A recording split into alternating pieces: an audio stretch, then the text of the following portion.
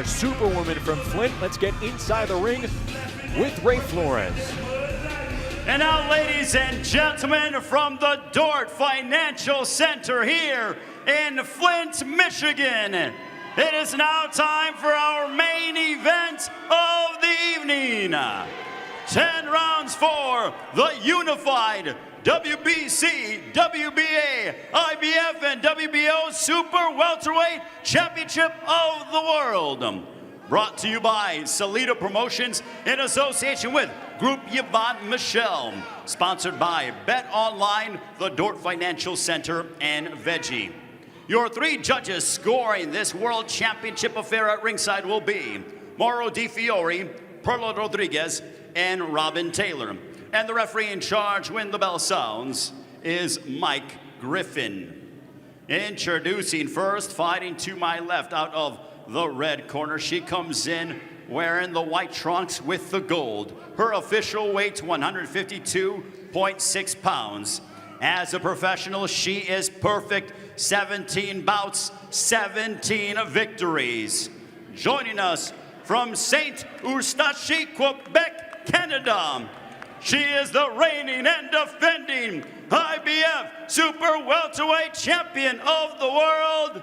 Ladies and gentlemen, Madame et Monsieur, please welcome Marie-Ève Dicaire. And across the ring, her opponent fighting out of the blue corner. She comes in adorned in the purple and gold, weighing in officially at 153.6 pounds. As a professional, she too is undefeated. 10 wins, 2 of those coming by way of knockout. This 2-time Olympic gold medalist joins us and represents Flint, Michigan. She is the former super middleweight, former undisputed middleweight champion of the world, and she is the reigning and defending WBC and WBO Super Welterweight Champion of the world. Tonight, she looks to make history by becoming the first fighter to become an undisputed champion in 2 divisions. Ladies and gentlemen, please welcome Claressa T-Rex Shields. Your referee in charge here to give instructions is Mike Griffin. Okay, ladies, I gave you my instructions in the dressing room. Obey my commands. Protect yourselves at all times. Touch gloves now. You're boxing the bell. God bless you both.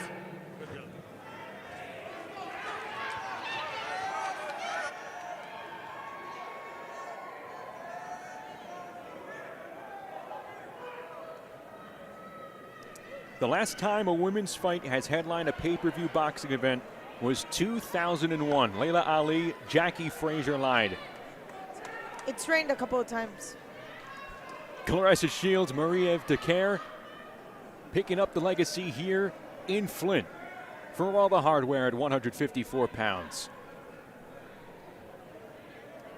In a historical moment where a young lady has decided to take her destiny in her own hands. It's Shields Dicaire. Let's do it from Flint. The main event here on pay-per-view. Claressa Shields in the purple and gold trunks. Dicaire in the white and gold. And this is just the second southpaw that Claressa Shields has faced in her career, the first since Sydney LeBlanc in her 3rd pro fight.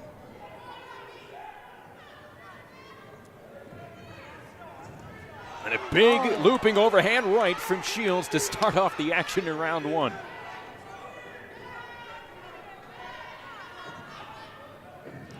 One of the things that Marie-Ève said was how loose she was walking into this fight, because she has absolutely nothing to lose. She's had belts, she's had world championships.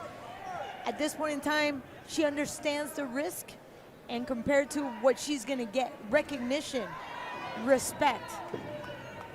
It's a win-win situation for her. Big snap counter from Shields, who said that last performance against Ivana Habazin was the sharpest she felt in her career, and she rattles Dicaire just a bit with two hands as she stumbles back on her heels. Everything from the edge of the ropes to the middle of the ring now here. And Dicaire taking a lot of pride on her movement inside the ring.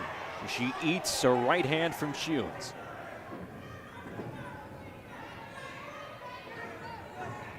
There's a certain poise and calm in Claressa.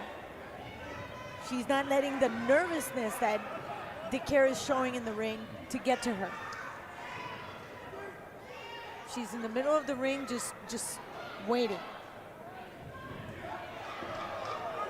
A big wide right hand, and we have heard Claressa Shields say, "Hey, I want to pull an Ann Wolf here on this event in the first round." She's usually in the habit of the first round, you know, the get to know you round for Claressa Shields for sure. But she came out as a very strong aggressor in that opening 2 minutes. It's a calm aggression. As you can see, she was not really looking for Dicaire until she actually had her within her range. So she's being she's conserving energy. She's not just throwing punches. She understands that this could be a long haul. Marieve Dicaire, 34 years of age, and she picked up a unanimous decision victory in November of 2019 against Ogledi Suarez. A ranked welterweight out of Venezuela, lost just one round across the judges' scorecards in that matchup. But right before then, June of 2019, outboxed a then 42-year-old Maria Lindberg of Sweden. Again, massive step up in competition for Marieve Dicaire despite a 17-0 perfect ledger in her pro career. As round 2 begins here in Superwoman, and unloading the fists is Shields. You can see the razor focus on Claressa Shields' face. She has that jab right in front of her. You see, it's a very short jab, just short enough and fast enough. Dicaire trying to find an opening without getting smacked on a counter here. What do you think of the jumpiness and how she's moving around? It can be a combination of nervousness and the fact that she just wants to stay nimble on her toes. Remember, at this point in time, because she is a southpaw, there's a danger that Claressa could step on her foot and then avoid her mobility, and it's exactly what happened to Minicus. Yeah. And that comes from martial arts as well. Always on your toes. And Marieve Dicaire, a decorated black belt in karate, started karate at age 6. Became a black belt at 11, a 5th-degree black belt here, and she realized karate was not an Olympic sport, so it was either taekwondo or boxing. She said, "Okay, I'll give boxing a try. Yeah, See what this is all about." Let's see where this takes me. It's taking her to this unification fight against the self-proclaimed quote. Look at Claressa's footwork, just in perfect. That left leg is always on the outside. Perfectly placed against the southpaw. Always on the outside of Marieve's guard.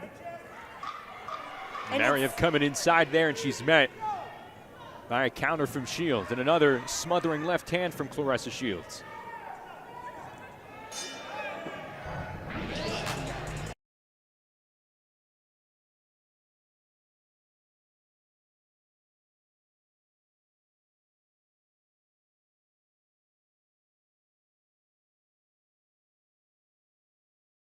In that corner.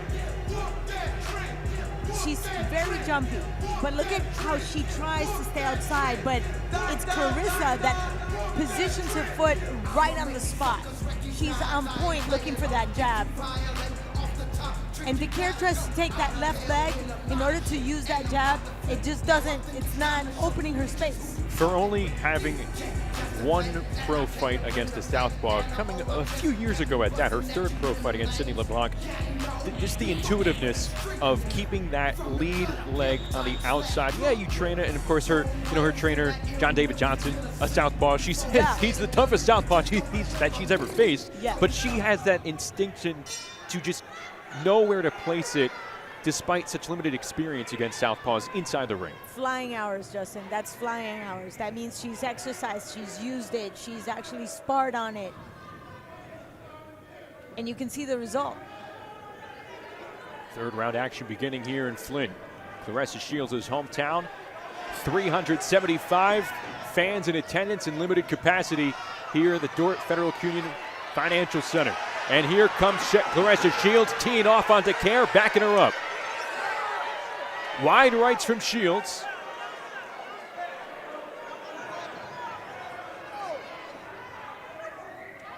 Shields looking for a home run, trying to make an impression in her hometown and on pay-per-view.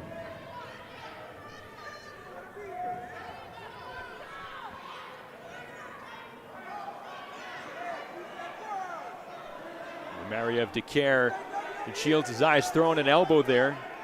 Michael Griffin warning Dicaire. She gets met there by a vicious right cross from Shields. That's her boxing acumen. You give her space, she's going to capitalize it. And that's exactly what she's doing right now. And Dicaire didn't make the same mistake twice.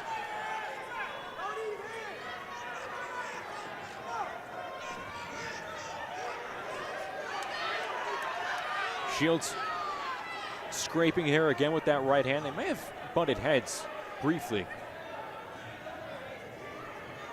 They work back to the middle of the ring here. This 154-pound unification bout. I have a couple of numbers for you. 1,431 punches against 512. That's exactly how Claressa Shields out-punches her opponents. That's all I'm saying. I'm just gonna, Mamba out.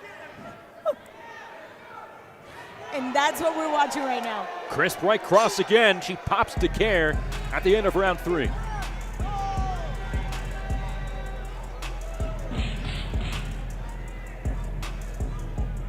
One of the things that I was looking for in Claressa tonight was the leader mentality resulting and reflecting in that ring with ring red.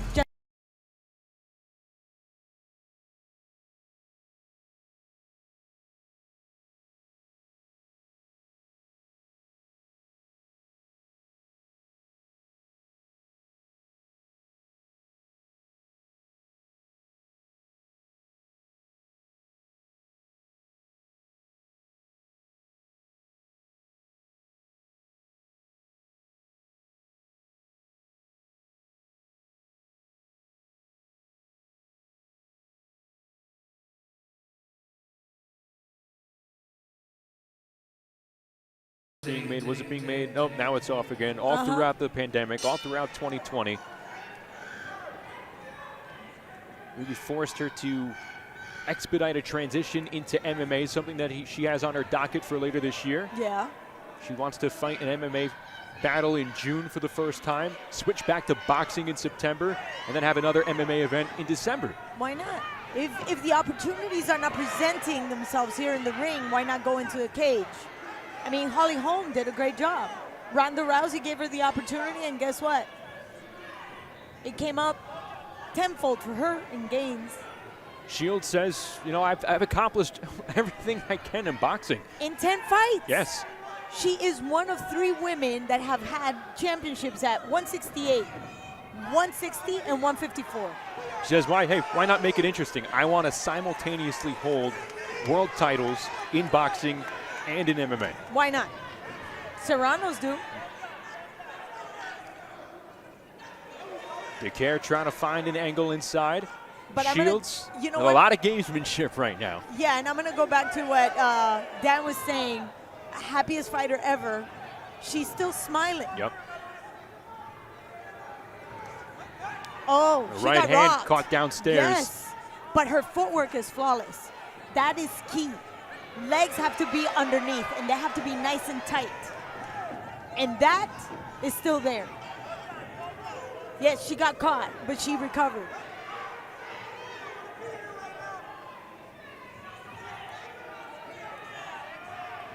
Outside from that instance in round 3, Dicaire hasn't waded too much as far as in the deep, muddy water. She's been able to high-step her way out of damaging situations, for the most part.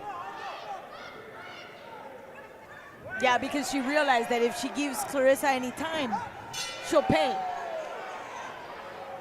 Oh. And there we have a little showmanship from Dicaire. We have not seen that at all this entire week, the entire lead up to the fight. But it's triggered in round 4. Yes, yes, but she did say that. Do not take my happiness for weakness.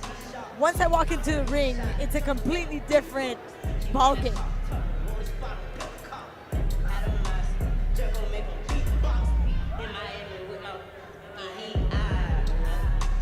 See, she keeps that stick up front. Claressa is just waiting for her and baits her in to come in with those hooks. That left hook is coming with all kinds of bad intentions. And I'm waiting for that left hook to connect and see how Marie-Ève is gonna take it.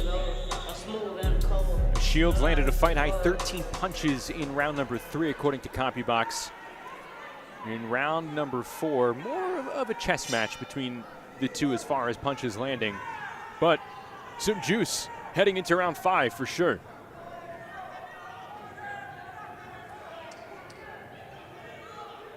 The hands on Dicaire's defense have changed from the regular stance to a cat stance. It's Pause up. yes. Call it cat stance.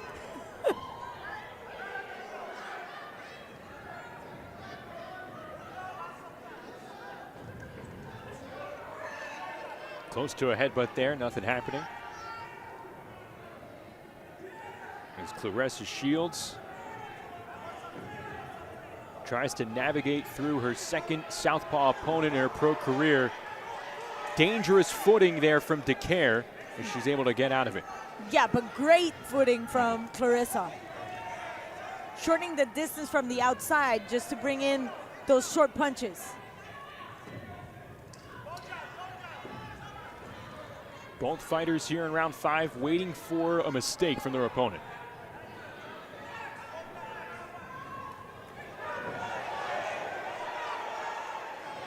Do you like those overhand rights from Claressa Shields? Yes, and they come with really, really bad intentions, and I'm just waiting for that left one to land.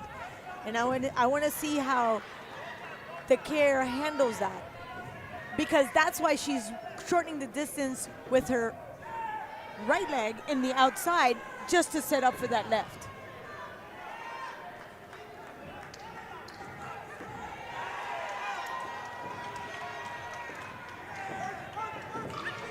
Ten seconds to go, and another beautiful, crisp shot predicated off that footwork. Yes. Ooh, things are heating up. And this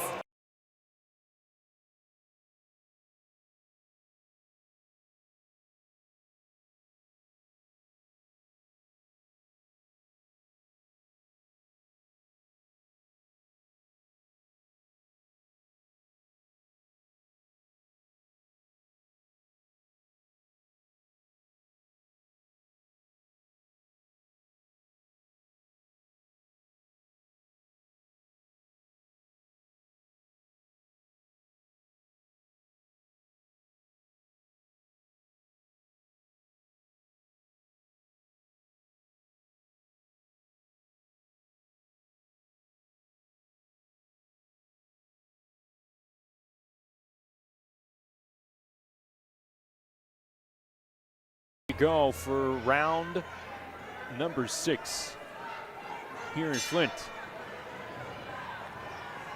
An all-women's pay-per-view leading to this main event. Claressa Shields, Marie-Ève Dicaire for a chance to unify at 154 pounds.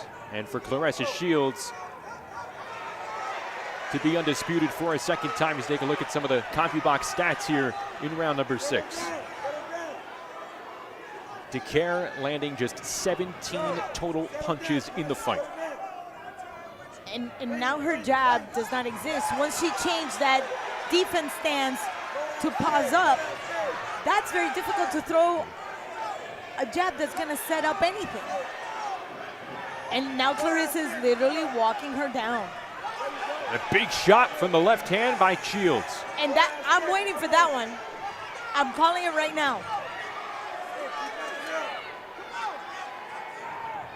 See how she walks inside?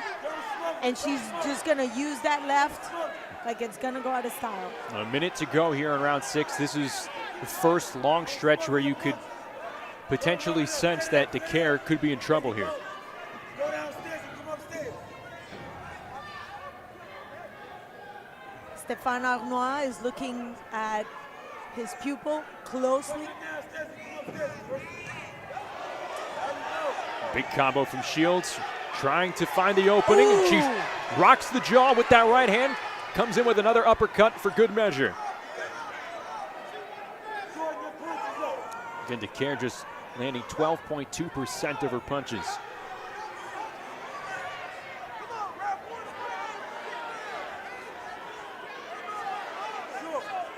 This is Dicaire's first match against an undefeated opponent. Underdog for the first time in her career. She relished the opportunity, but Claressa Shields adding the mustard through 6 rounds with some effective punching against the Canadian. I like the composure. The footwork is flawless. There was a little bit of a step in right there. But that right, you said it, it's going so quick. I don't think Dicaire can actually see it. That's 3 punches in a row. Biggest takeaway so far is that Claressa Shields has elevated that razor sharpness to her punches. I agree. And that comes with the focus, the maturity, and obviously you were to think that it's only on the 10 fights that she's had as a pro, but let's add the amateur acumen that she brings into the ring as a pro. Hey! Go downstairs. Sit down. Use that stick, man. Start of round number 7, scheduled to go for 10 in a super welterweight unification between Claressa Shields and Marie-Eve Dicaire. She bounces 3 times. That's it. There you go. Keep closing it. That bouncing, I thought by now she would settle down. With a fighter like Claressa, you need to settle down. Shields belting her with that right hand again, trying to avoid the smother. Hey! Settle down. Settle down, right?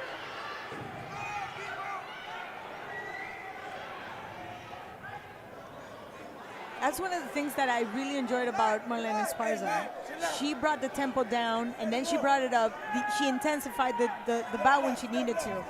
And Dicaire hasn't been able to slow Claressa down. She hasn't been able to even adjust her distance.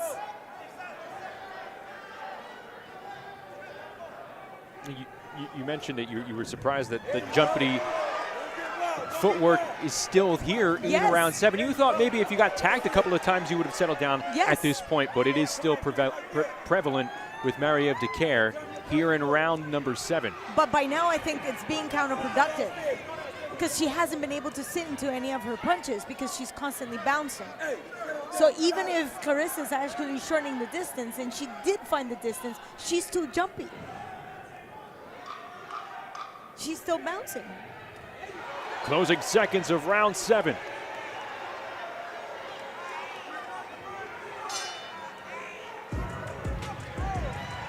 So there's times when you need to be dancing around. But once you go into the distance, you need to be able to settle down and be able to connect. You can't connect and bounce at the same time.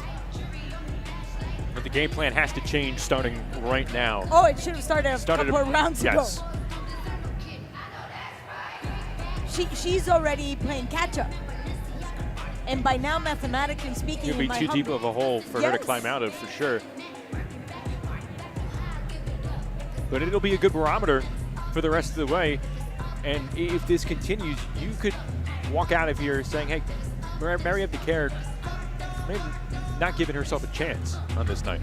No, but I want to think that there's a sense of urgency, there's a sense of nervousness, there's a lot at play for Claressa, and she mentioned it, that she was just enjoying this opportunity. She's a happy fighter, even though she just munched a nice jab right there. Claressa Shields has said in the past, some of the things like she would want to try and improve upon. Again, just 25 years of old, not rush as much. Not rush as much, and we've seen her at times getting excited, but she's not losing control in any sense of the word. We can see a difference between the Shields that faced Hammer and the Shields that faced Habazin and the Shields we see today. Which is impressive because I feel like each time you've seen Claressa Shields now, since getting knocked down by Hannah Gabriels, she has brought it to another level with each battle. She's continued that, even with the 14-month layoff. Yes. And that's a shout out to the type of dedication and commitment that she has, because she never stopped working out.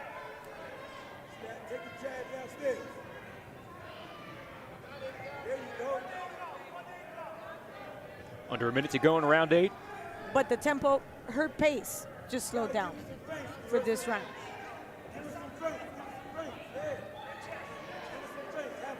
I mean, she really doesn't need to expose herself now. Shields turning the dial back just a bit before unloading on a 3-punch combo.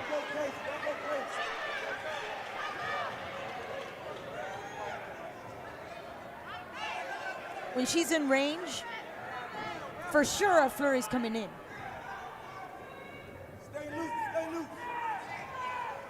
You gotta stay loose on her, Claressa. She's gonna hold you every time. Stay loose.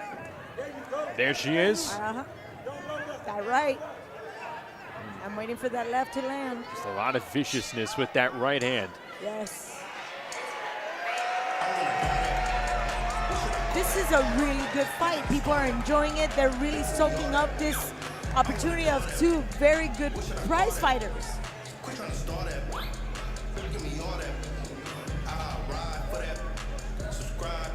Big prize on the line, the chance to be called undisputed at the end of this one. The pace dictated throughout the last 8 rounds here from Claressa Shields. So when Claressa just walks enough into that range, she throws so many punches, and Mariev can only just sit and eat them and maybe counterpunch with one. There's no effective aggression. Hey, don't smother it, man. Now 8 rounds in the books on your scorecard. That we do value here. I mean, it's on beautiful stationery here, Claudia. Do we have a round for Dicaire at all? No. Round number 9 underway. And unfortunately, at this point in time, the system doesn't allow to express what really happens in the ring. I gotta give credit to all those things that Dicaire brings to the table, which is always engaging, always she's game, she's willing to just walk into Claressa's space. But she's just not effective enough, and I start with the footwork. Another big right cross from Claressa Shields. You see Dicaire venturing into that space that you're talking about, and she's bounced immediately out.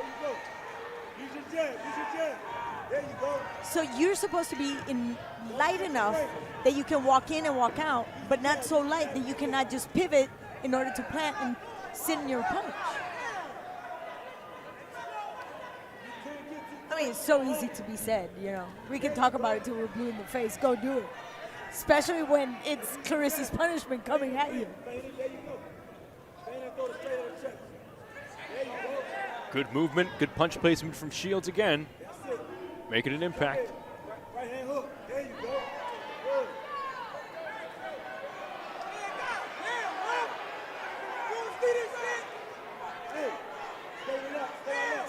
Stéphane Arnois is asking Dicaire to go for the hooks, look for the body. You got to get in range first.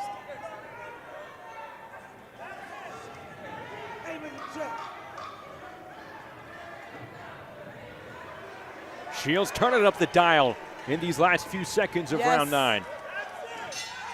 She sold this round, definitely.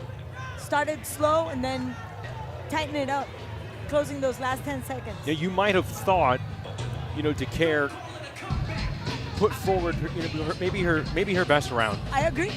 But I still think it was dictated by Shields' pace. I agree with that too. And we can see it now in the replay. See, she's baiting her in, and then it's Claressa, the one that starts the action. I didn't see the elbow. Did you see the elbow? I did, yes. But this is the second time happening in the same corner.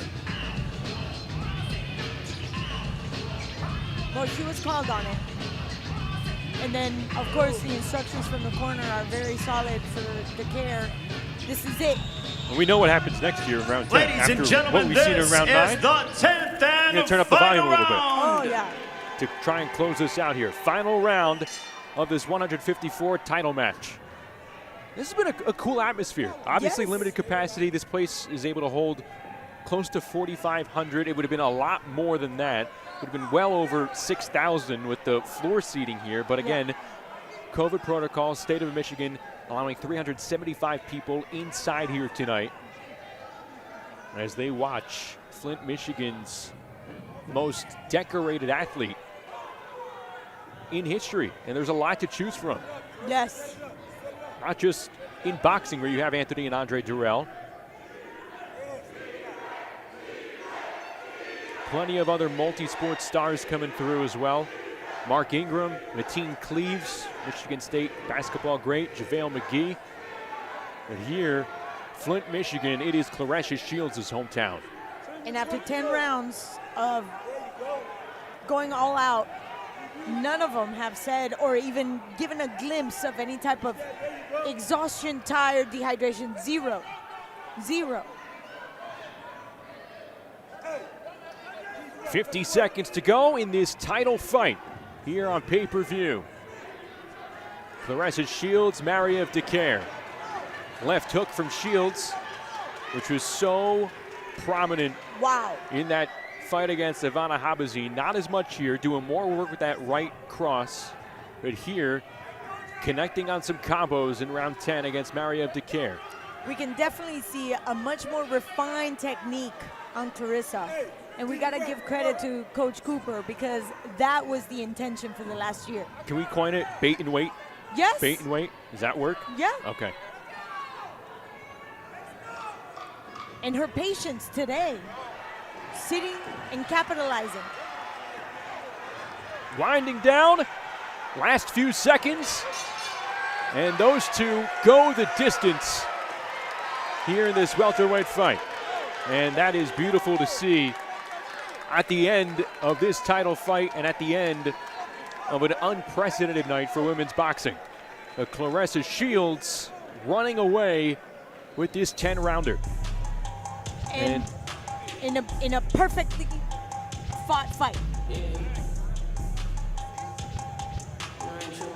I mean, technique was there, fight plan, she adhered to everything, emotionally, mentally, she was focused. You'd be floored if it wasn't a clean sweep on the scorecards. Yeah. Would you? I would be floored, yes. But And the sad part is that doesn't really reflect on Dicaire's effort and talent. that's right. It's Because- correct. If you watch this, you know, you know that she wasn't fighting her fight. You could tell. I think you're intimidated by going in there with Claressa Shields, obviously to an extent. It's just a little disappointing that it lasted for maybe 7 rounds and change. You would have liked to see that come about, but all the same, you saw it wasn't easy for Claressa at the same time. She No. wanted a knockout. I mean, she wanted an impressive showing. It was impressive, but for all the talk that she put together as far as going for the knockout, she really hadn't been talking like that in her prior fights. I don't This think meant I've something, ever- yes. but it's not obviously not a disappointment. Well, Dicaire did not sell this cheap. And again, when you're going on a 10-9 system, it doesn't really reflect how much effort Dicaire actually made Claressa put in every single round. I would have liked that 9th round to be repeated from the very beginning of the fight. But of course, it didn't happen. She had to settle in. I would still like to see that footwork being a little bit more solid and more stable.